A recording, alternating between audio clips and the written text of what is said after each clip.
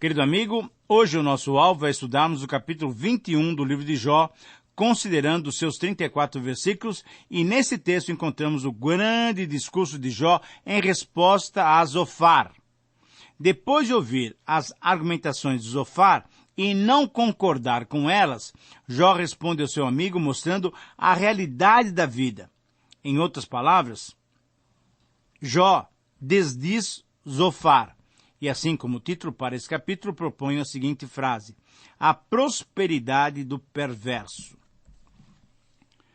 Veja bem, os amigos de Jó disseram que o ímpio não prospera e é infeliz, tendo então a sua morada devastada por Deus. Mas Jó levanta a questão de que os ímpios vivem sim nesta vida prosperamente. Parecem ter mais paz do que aquele justo, mesmo dizendo claramente que não querem servir a Deus.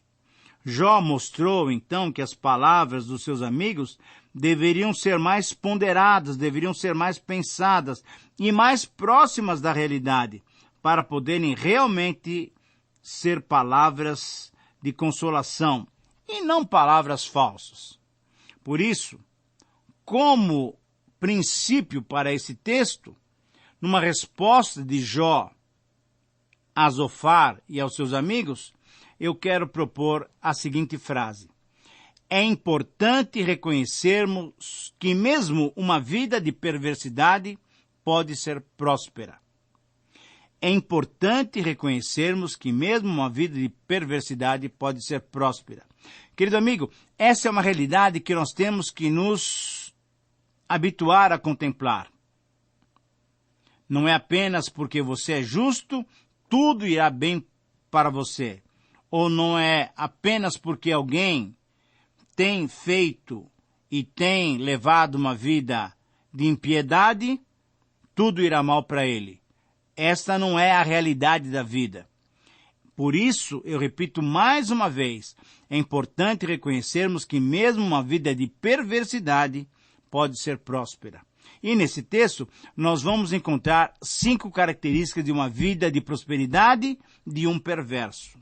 A primeira característica da prosperidade na vida de um perverso se vê na constatação da desigualdade de tratamento. Versículos 1 a 6. As palavras de Zofar foram para Jó como setas agudas a ferir-lhe as carnes já doloridas pela doença. A resposta de Jó, então, indica que ele tomou as palavras de Zofar para si e agora lhe dá uma resposta mostrando um outro lado, o lado real da vida, mostrando que, de fato, os impuros, os pecadores, os perversos, também podem obter prosperidade nessa vida. Nesse discurso, Jó entra mais a fundo no problema da sua vida. Ele faz uma análise muito mais minuciosa para ver se consegue mudar a mente dos seus consoladores, dos seus amigos. Ele espera que, pelo menos, eles tenham essa caridade, que o ouçam e julguem com justiça. Na verdade, ele percebe e ele fala e ele esclarece que uma vida de perversidade muitas vezes também é uma vida próspera. O sofrimento moral de não ser entendido por aqueles que deviam entendê-lo estava constrangindo Jó, e ele apela para que esses seus amigos repensem as suas palavras. A segunda característica da prosperidade na vida de um perverso se vê na sua petulância contra a ideia de se dedicar ao serviço do Senhor. Jó tinha mostrado então para os seus amigos, e vai continuar mostrando no decorrer desse capítulo, que o perverso muitas vezes, que não quer servir a Deus, ele pode prosperar, e mesmo que ele seja alguém petulante, ele ainda tem os benefícios dessa própria vida. Na verdade, Jó está mostrando que os ímpios prosperam. Jó está destruindo corajosamente a tese de Zofar de que os ímpios têm uma existência efêmera, de que os ímpios perecerão rapidamente. Não, Jó muda completamente essa figura, porque ele mostra a realidade. A filosofia dos seus amigos não repousa em fatos, mas em suposições. Os ímpios, cada dia, são mais e mais poderosos e vão assim até a velhice. E eles blasfemam contra Deus, dizendo que não vale a pena buscar e servir a Deus. Afinal, quem é Deus para que o sirvamos? Essas são palavras duras, mas são palavras ditas por pessoas impuras, ímpias, pecadores, e muitas vezes, na maioria das vezes, essas palavras não são corrigidas, não são disciplinadas, não são castigadas rapidamente nessa vida. Em outras palavras, os ímpios que não temem a Deus, aqueles que o repelem, são justamente esses que prosperam. O seu Deus e a sua barriga, a sua fazenda, os seus bens, a sua devoção, são tudo aquilo que eles adoram. Essa é uma resposta tremenda de Jó a Zofar. Jó está ensinando exatamente o contrário que Zofar ensinou. Entre os dois, entre as duas filosofias, com qual que você fica? Ora, temos que admitir que um e o outro estão jogando frases, um procurando derrubar o outro. Mas a verdade é que, teoricamente, Zofar seria correto. Mas na prática, Jó faz argumentações muito corretas.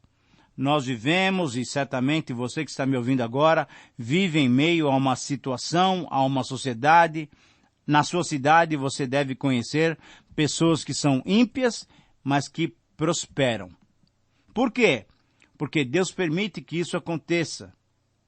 Mas certamente nós temos que saber que o nosso Deus é justo e um dia, na eternidade, todas as contas serão cobradas. Os versículos 15 e 16 fornecem um tema admirável para estudo das atividades de certos homens em suas relações com Deus. O versículo 15 mostra, então, que existem pessoas muito duras contra Deus. Quem é o Todo-Poderoso para que o sirvamos? É interessante perceber que nessa frase já há incoerência. Se é Todo-Poderoso, se Deus é Todo-Poderoso, é certo que nós devemos servi-lo. Mas muitos não estão respeitando, não estão admitindo, não estão aceitando a soberania de Deus. Todo o poder pertence a Deus. Jó reconhece que a prosperidade dos ímpios é dada por Deus, mas ele mesmo recusa ter qualquer parte na vida dos ímpios. Jó não quer esse caminho para ele mesmo. E justamente o contrário do que Zofar tinha afirmado. Por isso, a terceira característica da prosperidade do perverso se vê na falta de punição dos desmandos cometidos por ele. É uma falta de punição aos nossos olhos. Porque, na verdade, Jó está vendo e está descrevendo os fatos tais como são.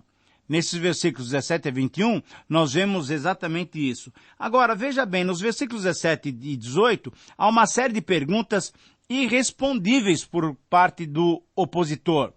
Quantas vezes sucede que se apaga a lâmpada dos perversos? Quantas vezes lhe sobrevém destruição? Quantas vezes Deus reparte as suas dores? Jó está desafiando Zofar a responder-lhe.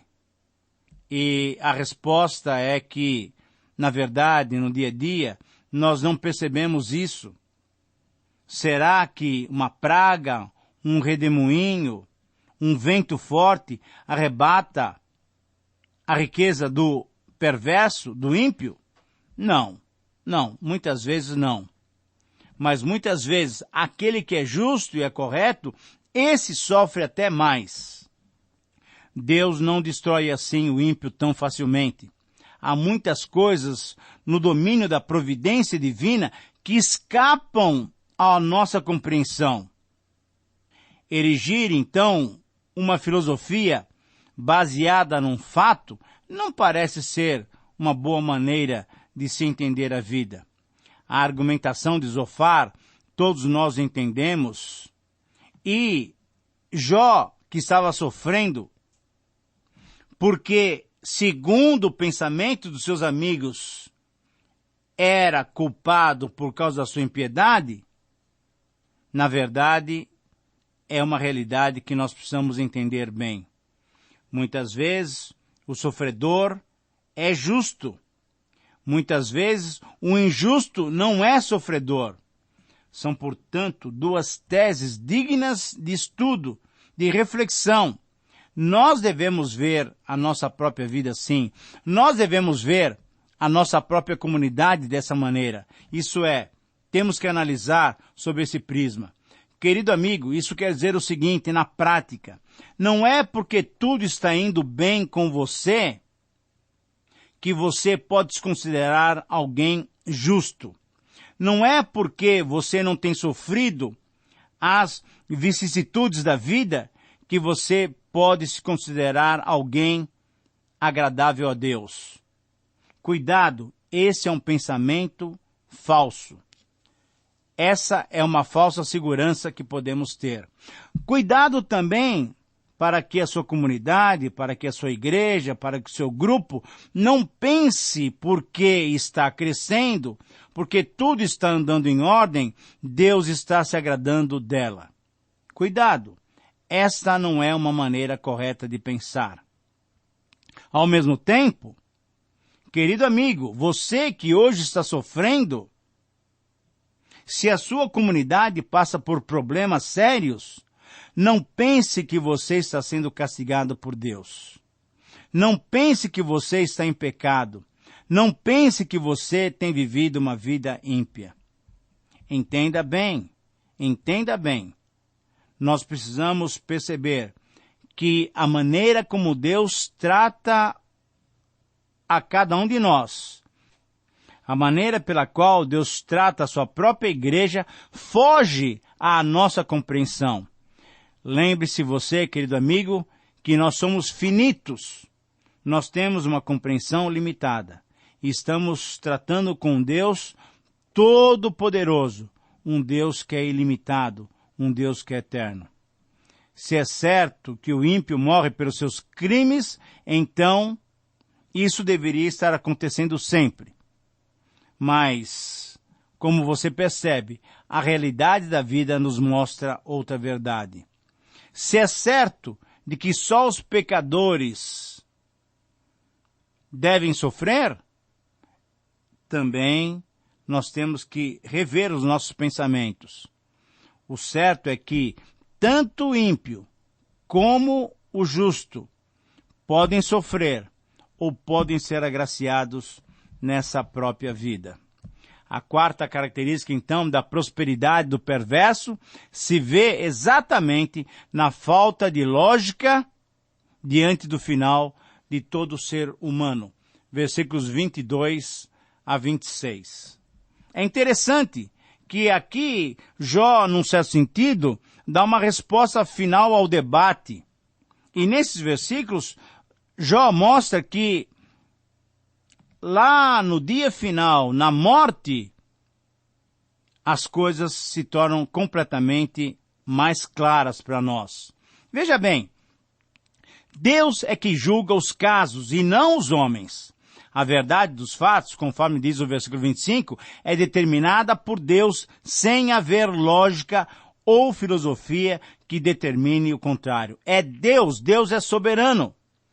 Pode parecer uma contradição, mas Deus é quem julga e determina as coisas, e não os homens com as nossas filosofias ou os nossos parcos conhecimentos. Finalmente, o que viveu rica e abundantemente e o que viveu miseravelmente, ambos, veja as palavras do versículo 26, ambos apodrecem no pó, onde os vermes os comem. Não há diferença. Quem vai julgar, então, decisões como essas? Podem parecer decisões contraditórias na apreciação humana. Todavia, quem ensinará sabedoria ao Deus eterno e poderoso que julga? Nessa terrível consequência, o aconselhável e o que se faz bem em todo o tempo é deixar o julgamento nas mãos de Deus. Nós participamos da argumentação de Jó de que o ímpio deve sofrer as consequências da sua impiedade e não viver folgadamente, enquanto muitos justos arrastam sua miséria pela vida inteira. Veja bem, a parábola do rico e do Lázaro nos indica o caminho e uma filosofia a seguir. Veja bem, nem todos os sofrimentos são pagos nessa vida, e nem todos os privilégios são reservados para esses dias. O rico da parábola viveu o quê? Abundantemente, tranquilamente, mas depois morreu e foi sofrer por causa da sua impiedade. O pobre, que sofreu durante a sua vida as mais terríveis misérias e doenças e maus tratos, depois da morte, o que aconteceu? Ele foi gozar na mansão celeste. Longe de nós pensarmos, querido amigo, cuidado com esse pensamento, longe de nós pensarmos que a pobreza dá direito ao céu e a riqueza conduz alguém ao inferno. Não é isso que estamos falando. Não há tal ensino na Bíblia. Mas são respostas que Deus dá às nossas questões. Pobreza e riqueza são coisas dessa vida e não decidem o futuro, não decidem o destino de ninguém. A crença em Deus e a fé em Jesus Cristo é que tem a ver com o futuro da vida humana. Veja bem, há muitos pobres tão incrédulos como quem mais o seja, mas há muitos ricos igualmente sem fé como os demais. Entretanto, entre ricos e pobres, há muitos crentes fiéis ao Senhor. Daí não se pode construir qualquer sistema doutrinário sob base de riqueza ou de pobreza, ou mesmo de felicidade baseada nelas. Cuidado, então, com essas mensagens que prometem coisas que a própria Bíblia não promete. Cuidado com essas mensagens que desafiam você a querer ter nesta vida alguma coisa que Deus não prometeu. Riqueza não é sinônimo de bênção de Deus, nem pobreza é sinônimo de julgamento de Deus. O ajuste final virá depois, quando tudo então será devidamente apurado por Deus, que julga corretamente. Bem dizia Jó ao exclamar, eu sei que o meu Redentor vive. E por isso, a quinta característica da prosperidade do perverso se vê na falta de punição visível aos olhos humanos, mas não aos olhos divinos. Jó, então, foi ao âmago da questão. Os amigos não eram sinceros no que afirmavam, nos julgamentos que faziam. Cuidado, querido amigo, quando você julgar o seu irmão.